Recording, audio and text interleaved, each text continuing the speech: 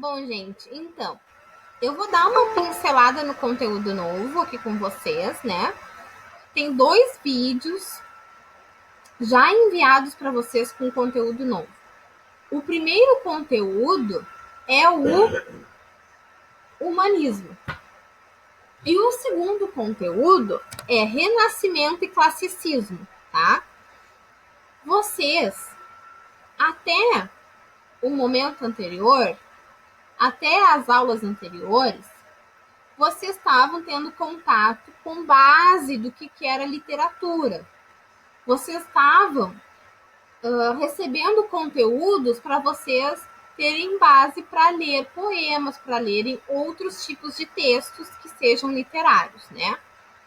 Por exemplo, saber identificar quando o texto ele é verossímil ou inverossímil, né? O que se aproxima da realidade, aquele que, mesmo que esteja muito longe da nossa realidade, dentro daquela história, ele é possível, logo ele é verossímil. Dizer que um texto ele é plurissignificativo. Então, tudo isso que nós vimos até agora era para vocês aprenderem a base de como analisar um texto literário, tá bom?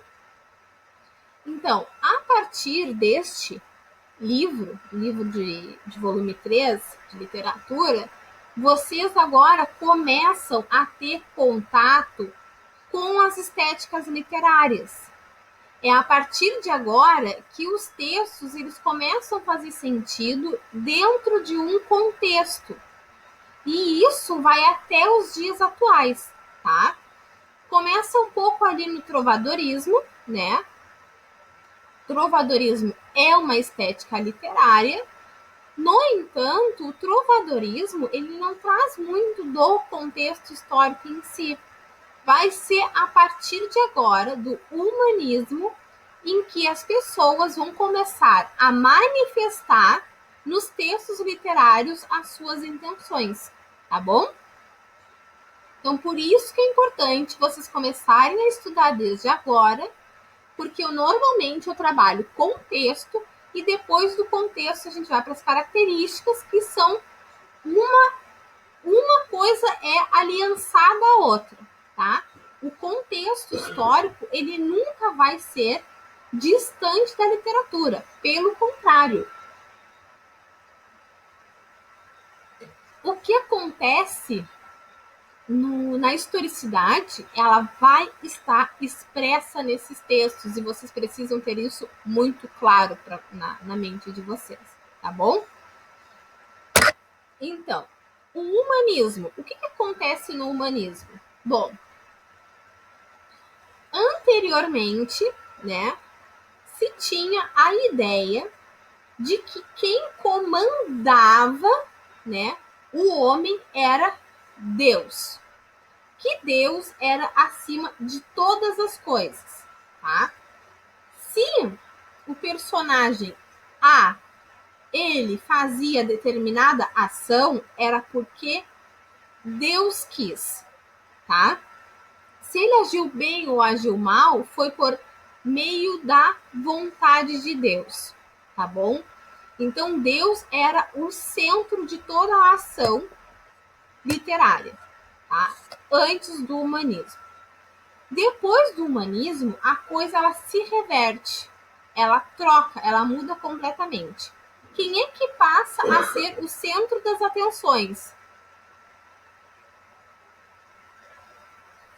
Quem é que passa a ser o centro das atenções para o humanismo? O homem. Já vem aí o nome humanismo para se assemelhar ao homem. O humanismo traz essa ideia de homem. Então o homem ele passa a ser o centro das suas ações. O homem ele começa a agir de acordo com a sua vontade, tá? Ele não é uma pessoa manipulável como se fosse marionetes, não. O homem, ele é o centro dessas ações. Então, existem duas palavras que elas significam tudo isso que eu falei para vocês. A primeira palavra chama-se teocentrismo. Quem não está copiando, quem não está escrevendo, eu acho que é melhor começar a escrever e depois ver os vídeos e completar com o que eu estou dizendo aqui. Teocentrismo. O que é teocentrismo? É aquilo que eu falei sobre Deus. Ou seja, é o Deus que rege toda a ação humana. É Deus acima de tudo.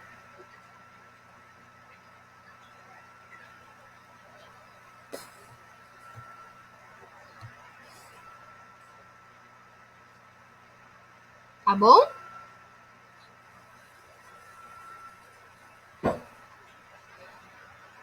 Teocentrismo, Deus acima de tudo.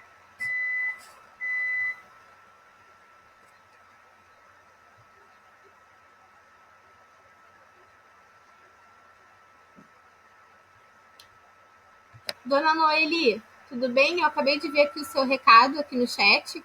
Depois eu converso com a senhora, tá? No final da aula eu converso sobre a feira literária.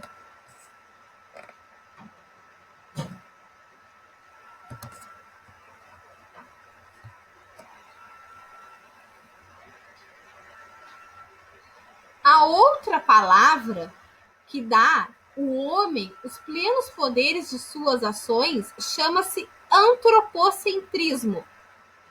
Eu vou escrever aqui no chat para vocês verem como é que se escreve direitinho.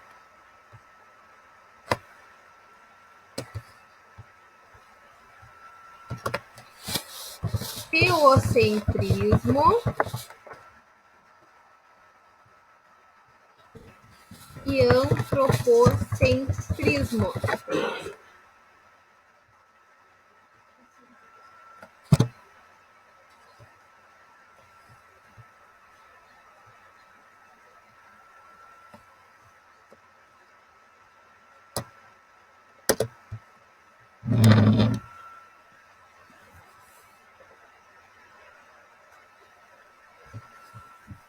Tem que botar o que na definição de antropocentrismo? De preferência, para vocês não se perderem. Mas isso também tá nos vídeos, tá, Sejanes? Nos vídeos tem tudo muito explicadinho, com PowerPoint e tudo, tá?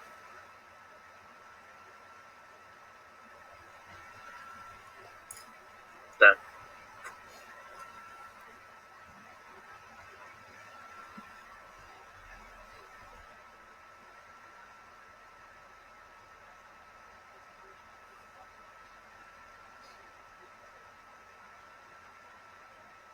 Então, assim, gente, na literatura nós teremos palavras-chave para todo tipo de obra, para todo tipo de estética literária, tá? Neste momento, nós vamos lidar com essas duas nomenclaturas o tempo inteiro, tá bom? Ai, desculpa. Então, assim, se eu perguntar para vocês qual é a visão daquela obra, se ela é teocêntrica ou antropocêntrica, tá? Eu não vou perguntar para você se é a visão de Deus ou se é a visão do homem. Eu vou perguntar para você se é uma visão teocêntrica ou antropocêntrica, tá? Por quê? Porque vocês precisam se familiarizar com essa nomenclatura e vocês precisam incorporar isso na vida de vocês a partir de agora, tá? Nas próximas estéticas, vocês vão ter que saber o que é objetividade e o que é subjetividade. E eu vou perguntar exatamente assim para vocês. Esse texto ele é objetivo ou ele é subjetivo? E vocês vão ter que me dizer se é e o porquê que é. Então, são nomenclaturas que são importantes para a linguagem literária e para vocês analisarem a literatura. Tá bom? Até aqui tá tudo bem? Sim? Sim. Tá. Então,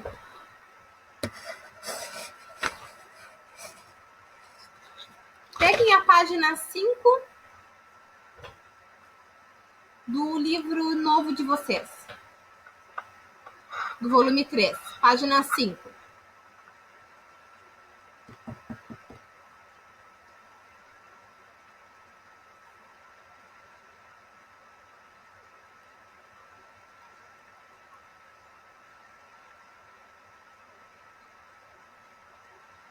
Aqui nós temos um soneto, né? Por que é um soneto? Quem é que sabe me explicar por que esse poema ele é classificado como soneto?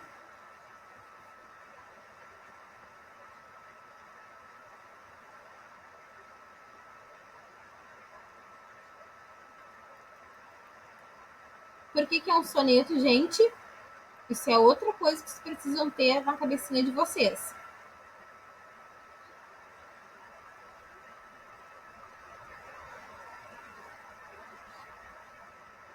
Não? Quantas estrofes nós temos aí?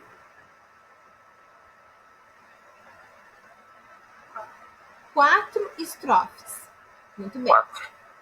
Muito bem. Na primeira estrofe, quantos versos eu tenho?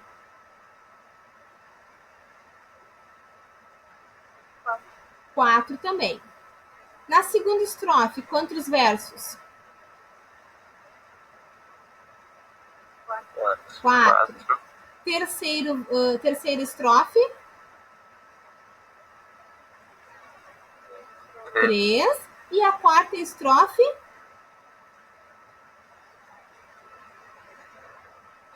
3 também. Então, no soneto, ele vai ter sempre essa quantidade de estrofes e sempre essa quantidade de versos, tá? Um soneto ele é composto de 4 estrofes, sendo que eu tenho 2 quartetos e 2 tercetos. Essa também é uma linguagem literária importante para vocês. E escrevam aí no livro mesmo de vocês, no caderno de vocês. 2 quartetos e 2 tercetos.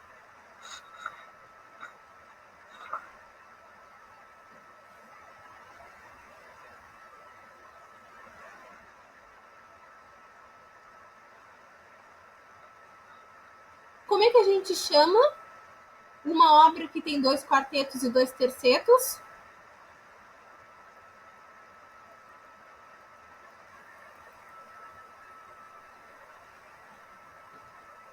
Como é que eu chamo isso? Soneto. Soneto. Muito bem. Soneto. Gente, soneto nunca muda. Nunca muda. Mas aí, por exemplo, se na primeira estrofe eu tenho 3 versos, na segunda eu tenho 4, na terceira eu tenho 13, na última eu tenho 4. É um soneto? Não, não é um soneto, tá? Se a ordem das estrofes aqui mudasse, se eu botasse a primeira para a última e a última para a primeira, é um soneto? Não é um soneto. Um soneto ele tem que começar com 4 versos, depois mais 4 versos, depois mais 13 e mais 3. É nessa ordem. Se não tiver nessa ordem, não é um soneto, é um poema qualquer. O soneto ele tem essa estrutura rígida, tá bom? Entenderam, gente? Tá. Outra coisa que eu quero perguntar para vocês. O que é eu lírico?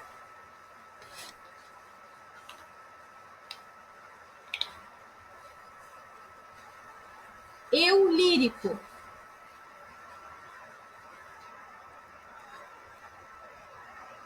Já ouviram falar em eu lírico? É o personagem. O eu lírico é como se fosse o personagem pelo qual a poesia, o poema se passa. É como se fosse a pessoa que está dizendo o que a gente está lendo. Ele é a pessoa que está. Como se fosse a pessoa que escreveu, sem ser o autor. É como se fosse alguém escrevendo um diário. Esse eu li. O narrador? Você tá querendo dizer? Isso aí. Valeu. Então, Sara, muito interessante tu trazer narrador. Narrador é aquele personagem, né? Que ele conta a história, só que ele tem que contar a história dentro de um conto ou de um romance. tá? O narrador só é chamado com esse nome se for dentro de um livro, dentro de um conto. No poema, aquela voz, aquela entidade que fala dos seus sentimentos e dos seus problemas é chamada de eu lírico, tá? Eles são similares. O narrador e o eu lírico, eles têm um papel similar dentro da obra literária, só que na prosa eu tenho narrador, tá? No poema eu tenho eu lírico. Tá bom? Então, constantemente eu vou perguntar para vocês, o que esse eu lírico está expressando aqui no texto? O eu lírico está expressando que sente raiva da mulher amada por não estar com ela. O eu lírico está sofrendo por amor. O eu lírico está isso. O eu lírico está aquilo, tá? Para não tornar o meu texto muito repetitivo, além de eu lírico, eu posso chamar de eu poético, mas eu nunca, jamais, eu posso chamá-lo de poeta. O poeta disse isso, o poeta disse aquilo, porque não é a mesma coisa, tá bom? Tá bom? Então tá. Então vamos ao soneto. Não tenho paz, nem posso fazer guerra. Temo e espero do ardor ao gelo passo. E voo para o céu e desço à terra. E nada perto e todo mundo abraço. Prisão que nem se fecha ou se descerra. Nem me retém, nem solta o duro laço. Entre livre e submissa essa alma erra, nem é morto, nem é vivo o corpo laço.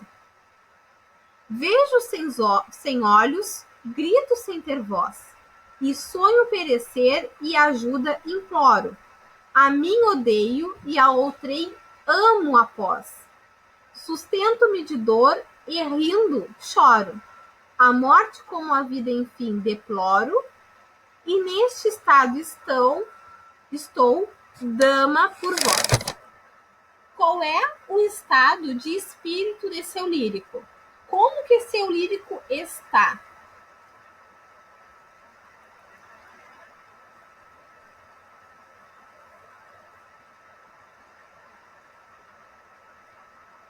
Ele tá feliz?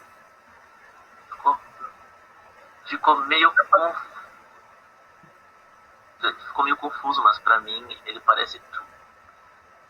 Dá pra ver que no finalzinho que ele tá extremamente apaixonado, mas tudo que ele falou é tão pra baixo. Sim, exatamente.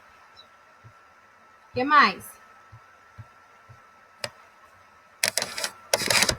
Eu lírico, ele não está feliz, ele está triste. Está triste por quê?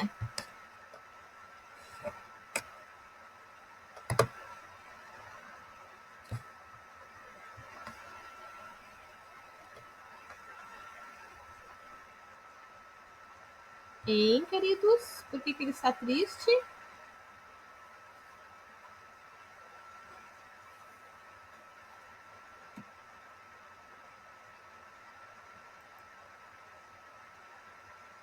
Talvez por amor não correspondido. Talvez por amor não correspondido. E que momento a gente consegue identificar que existe aí um amor não correspondido?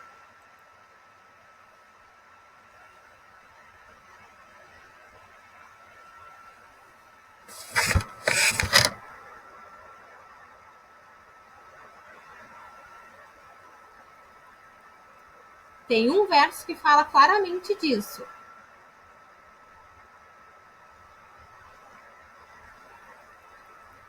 No final,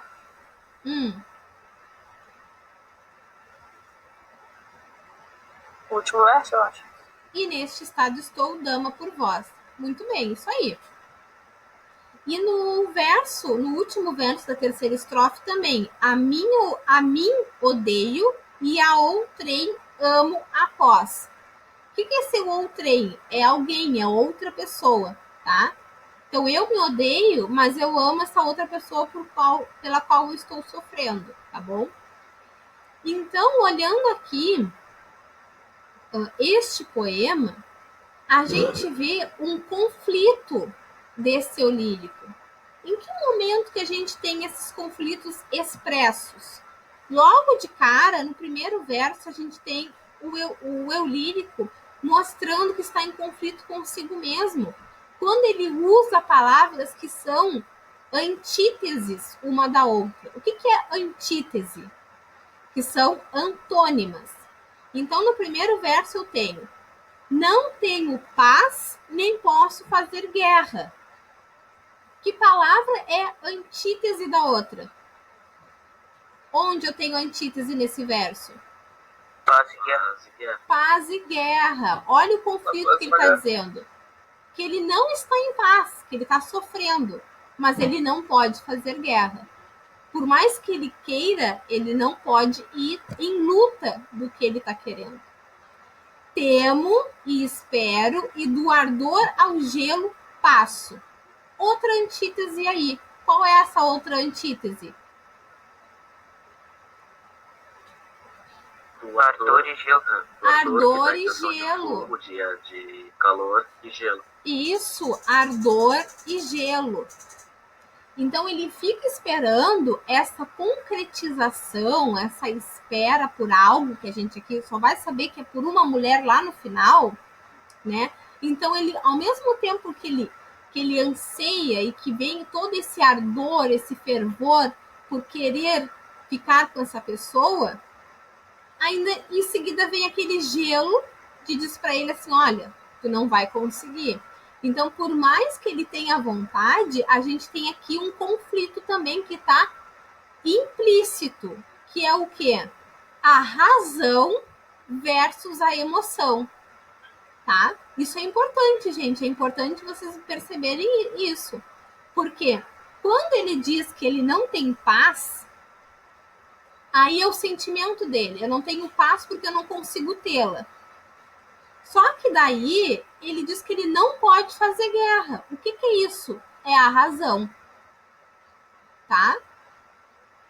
Quero ter a minha dama comigo porque eu a amo, porque a quero, mas eu não posso ter. Então ele não está em paz porque ele não pode ter ela.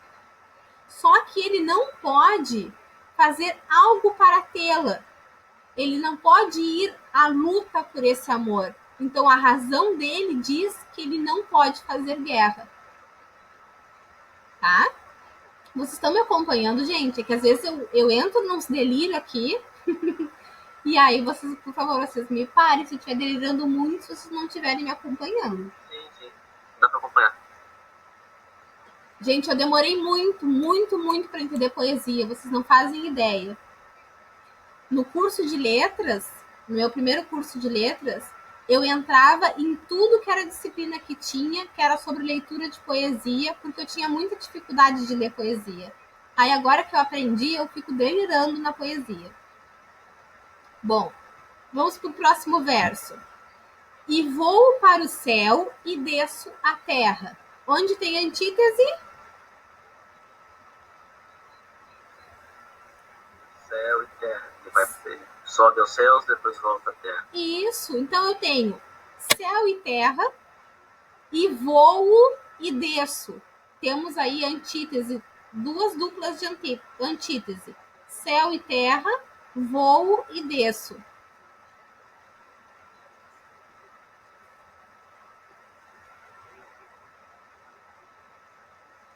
E nada aperto e todo mundo abraço. Onde eu tenho aí antítese?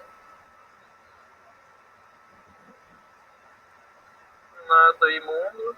Aperto e abraço, talvez. É nada aperto e abraço. Porque quando a gente dá um abraço numa pessoa, normalmente a gente aperta a pessoa, né?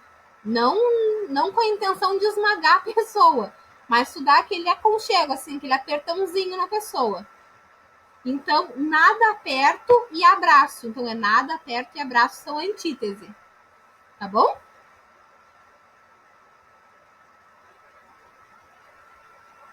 Próximo.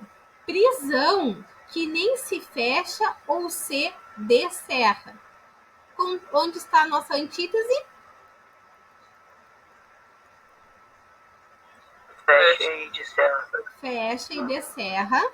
Hoje a gente não usa mais essa palavra descerra, isso não existe mais.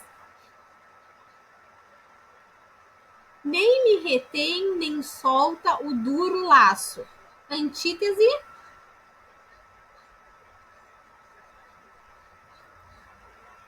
Retém e solta. Retém e solta. Entre livre e submissa, essa alma erra.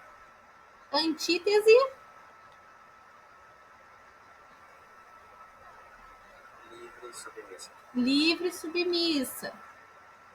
Nem é morto, nem é vivo o corpo laço.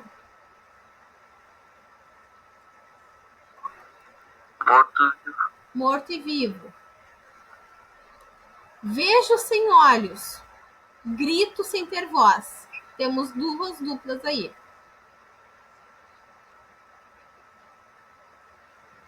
É o vejo e o sem olhos. Sem olhos e gritos sem voz. Isso. Aí toda a construção desse verso ele é uma antítese, né?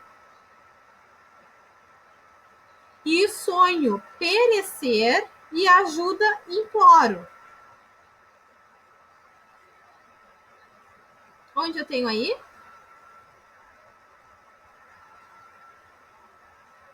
Perecer e pedir ajuda.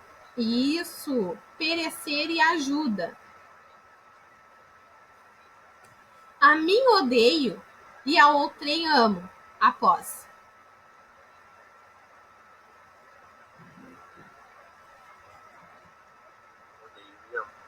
Odeio e amo. Fala, Enzo. Era isso, odeio e amo. Isso, odeio e amo. Sustento-me de dor e rindo choro.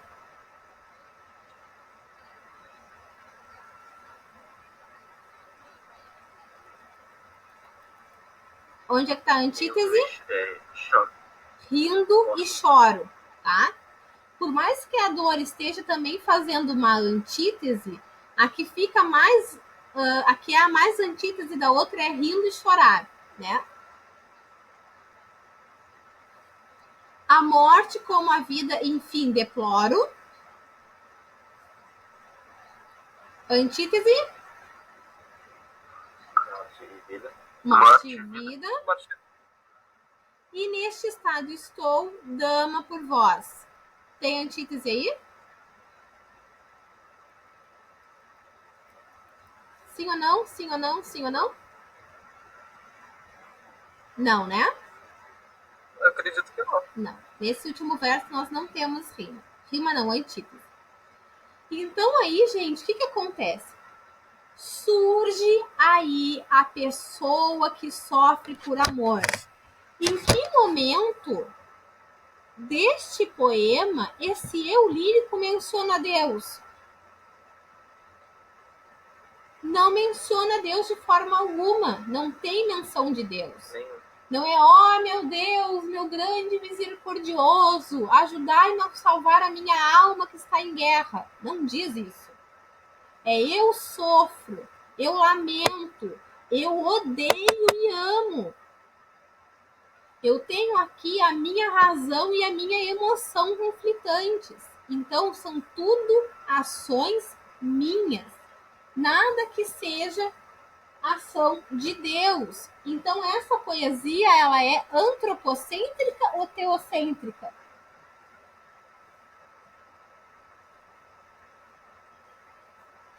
Antropocêntrica. Ai, que bonitinho, já estão aprendendo. Antropocêntrica, muito bem, Natan. Muito bem. Por que é antropocêntrica?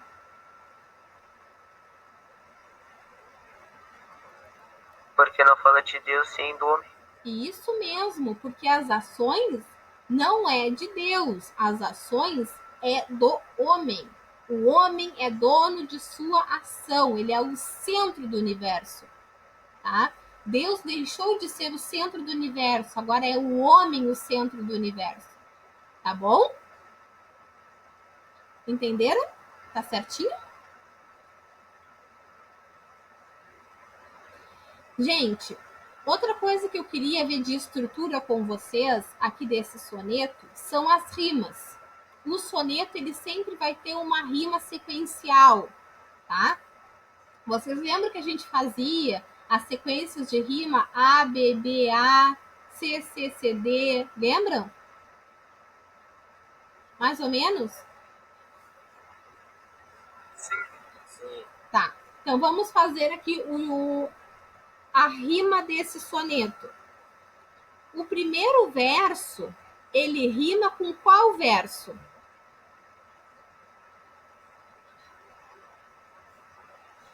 Com o terceiro.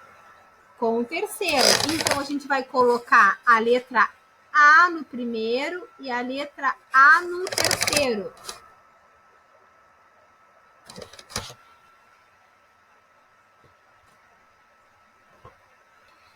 O segundo verso rima com qual verso? Com o quarto. Com o quarto. E ele rima com o segundo e com... Opa, desculpa. O primeiro verso, ele rima com o terceiro, né? O segundo verso, ele rima com o quarto. Então, essas rimas, elas são iguais ou são diferentes das rimas anteriores? O passo rima com guerra e com terra?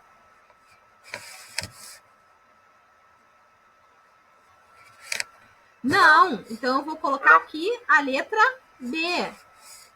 O abraço não rima nem com guerra, também não rima com terra. Ele rima com passo. Então, eu vou colocar a letra B de novo. Depois eu tenho descerra. Descerra rima com guerra? Rima. Então, eu vou colocar a letra A. O laço rima com guerra? Não. O laço rima com passo?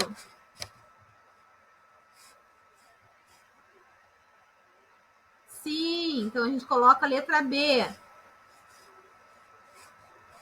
O erra rima com guerra e com descerra, então é a letra A. E laço rima com passo, com abraço e laço, então é a letra B. Agora vamos para os tercetos. Voz rima com descerra? Rima? Não. Não. Não. Voz rima com laço? Não também. Então temos aqui Não. uma nova rima. Vamos colocar a letra C. C. Isso. Imploro. Ele rima com guerra, passo? Não. Imploro rima com voz?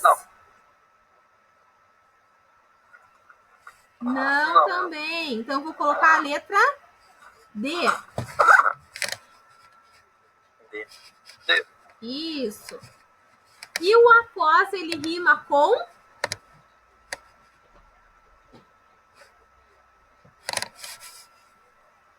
Voz. Voz. Letra C. O choro. Hã? Letra C. Após com voz, letra C.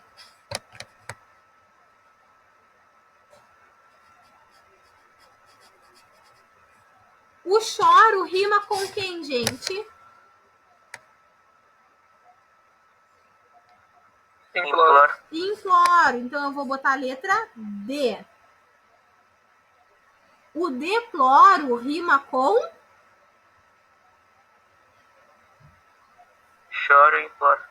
Letra D. E voz rima com?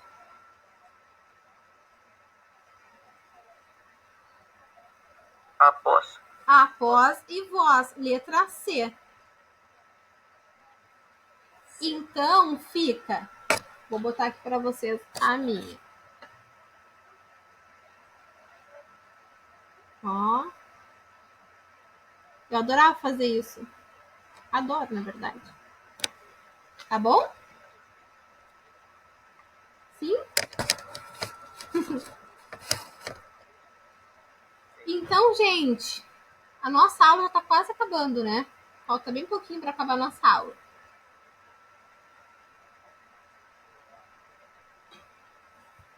O que eu quero que vocês façam agora? Vocês precisam olhar os vídeos e fazer os exercícios. Porque senão, gente, a nossa aula não anda. Vocês precisam fazer essas coisas. Tá certo? E é melhor vocês se prepararem, porque pode ser que eu faça uma prova oral. Pode ser que eu marque uma aula aí com vocês, uma live, e eu no meio da live eu resolvo fazer uma prova oral. E eu tô avisando vocês porque a tia Amanda gosta de vocês. Porque senão eu não avisava, fazia uma prova oral e ponto. No 6º ano, hoje eu não avisei. Perguntei quem tinha feito o texto, os 2 textos que eu tinha pedido. Quem fez ganhou 1 ponto, quem não fez não ganhou nada. Então vocês prestem atenção nas coisas que tem pra fazer. Hã? Foi, Natan? Meu irmão se deu, então. O Matheus? Não, o Matheus não fez. Tio. O Matheus, ele fez um texto que... Ele leu um texto que era ainda da outra aula. Da fábula. Ele não fez o relato de aventura nem o poema. Então não ganhou pontinho. Então a prova desses que fizeram, em vez de valer 10, vai ficar valendo 11. 1 ponto a mais eles já têm. Tá bom, gente? Então eu vou encerrar o nosso vídeo aqui. O nosso vídeo não,